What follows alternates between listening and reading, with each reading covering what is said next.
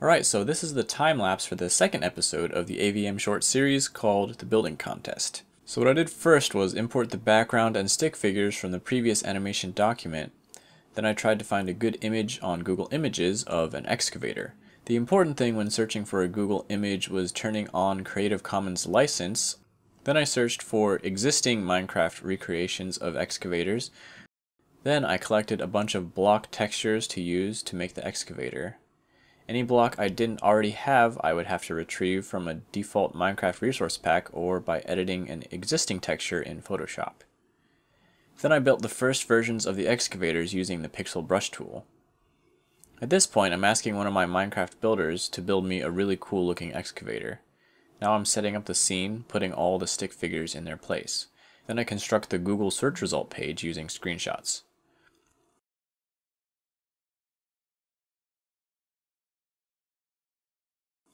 At this point, the builder gave me his version of the excavator and I'm recreating it in Flash. Then I make some changes to it to make it look a little better.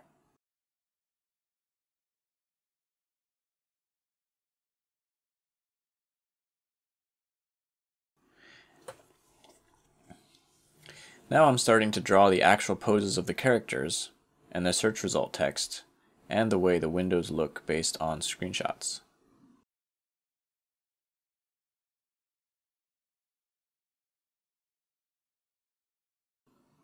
Now I'm asking Oxob if he can help me animate. This is the first AVM short that I get help with. At this point, I'm writing down notes for my animator. The way it works is that I make a layer called notes and write down what's going on in the scene so that he's clear on how to animate it. Then I save the file in Dropbox, he gets it, adds in-betweens, re-uploads it, and then I continue to work on it. At this point, I want to fill up the hotbar with blocks, so I'm trying to find the most efficient way to make the graphics for all of the blocks possible.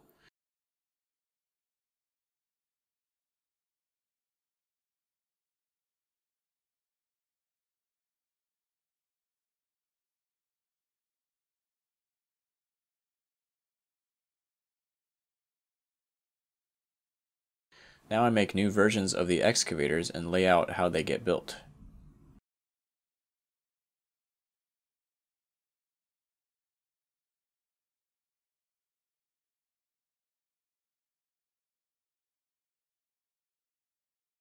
Now I'm populating the hotbar with blocks.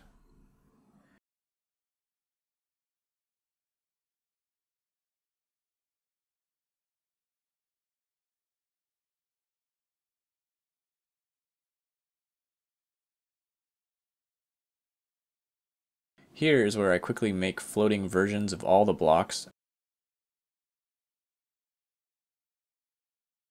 and then lay them each out on their own layer. Then I have to add the frames of the blocks coming down from the hotbar to the ground.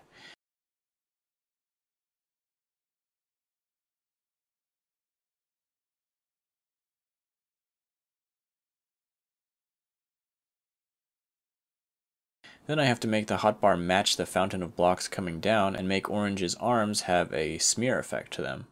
I have a looping animation of his arms, and then on top of that I add the different blocks to his hands on each frame. Now I double the number of layers in the cube pile symbol in order to have room to animate the blocks sucking up into each of the stick figures when they pick them up. Each layer represents a different block, and each stick figure gets a few of each type of block, so I have to make it look like the groups of each type of block get smaller each time a stick figure collects from the pile. Now I continue to lay out the scene with main keyframes.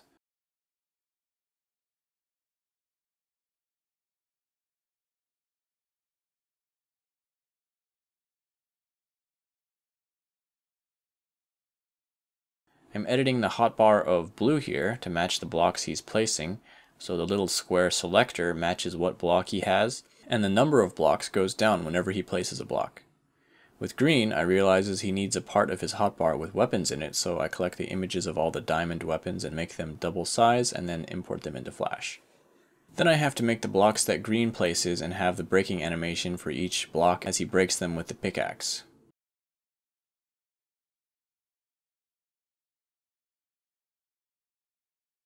Now I'm laying out the keyframes for Orange, how he sleeps.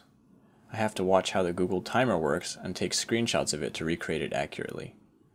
Then I animate the timer to change its number every 24 frames.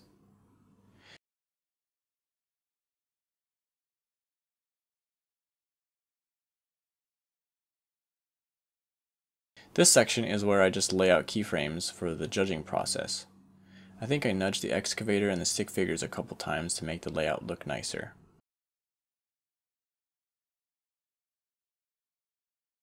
Then I have to make a cat, so I take the skin of the cat, bring it into Flash, break it apart, use the line tool to section it off, and then assemble the different body parts into different symbols and just animate the tail going up and down.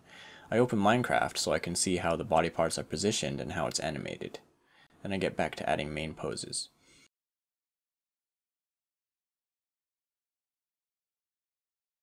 I open my animation versus Minecraft file to borrow the piston block.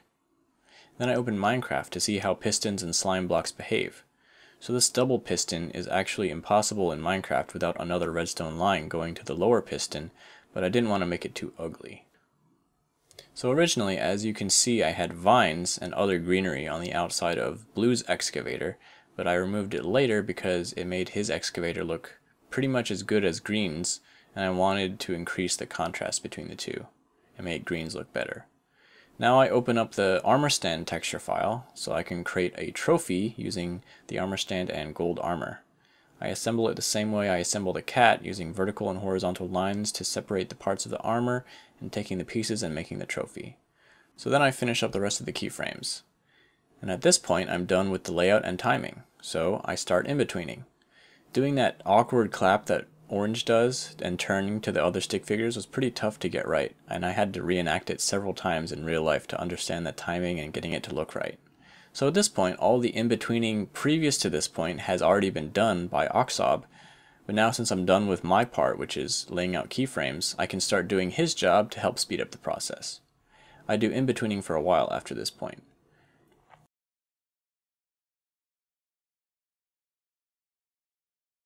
I make looping animations of each stick figure clapping.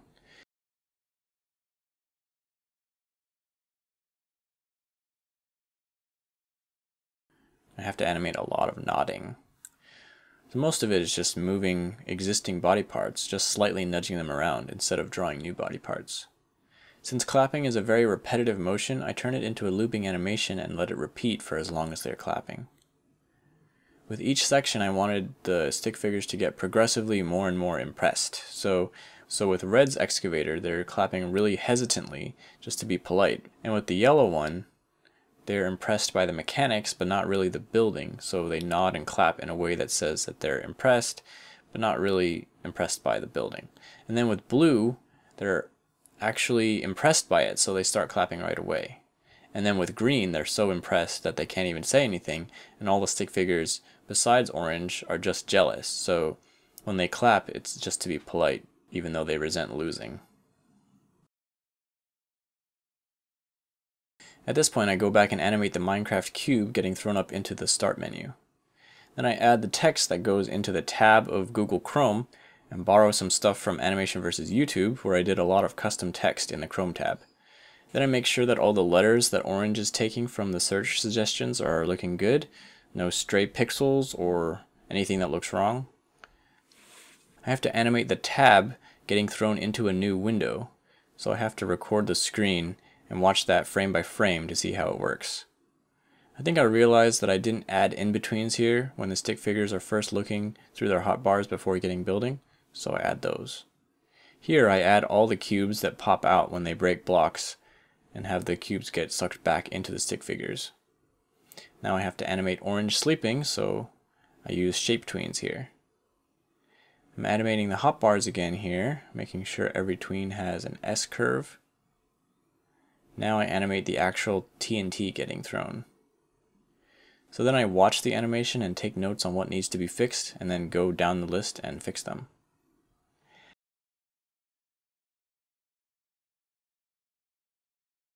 I have to make the blocks actually get removed when the TNT explodes,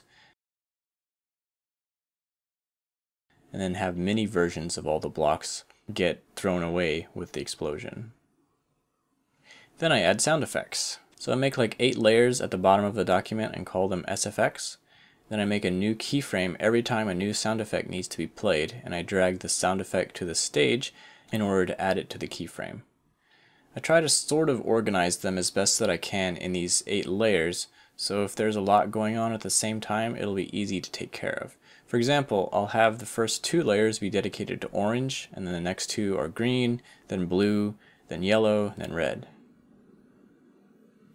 That's especially useful when they're all walking at once, because after all the sounds for their footsteps are laid out, I go back into each sound and then change the panning, or how much of the sound plays in the left ear and the right ear.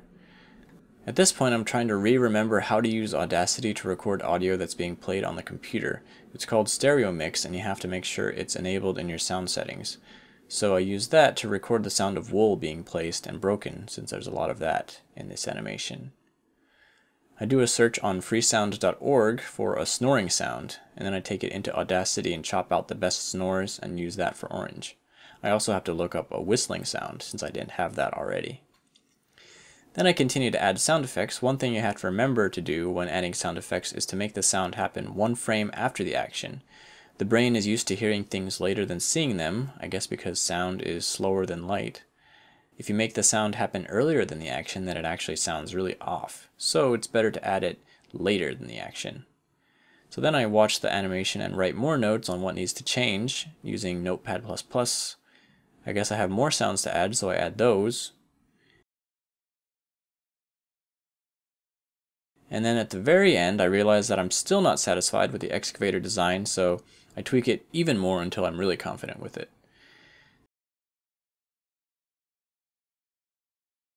Then I do a bunch of final tweaks based on the notes, and then it's done.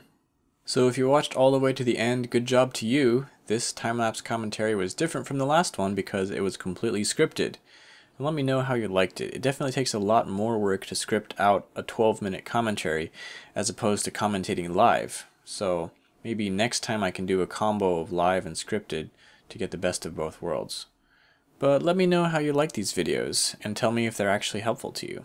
So thanks for watching, and I'll see you guys in the next video.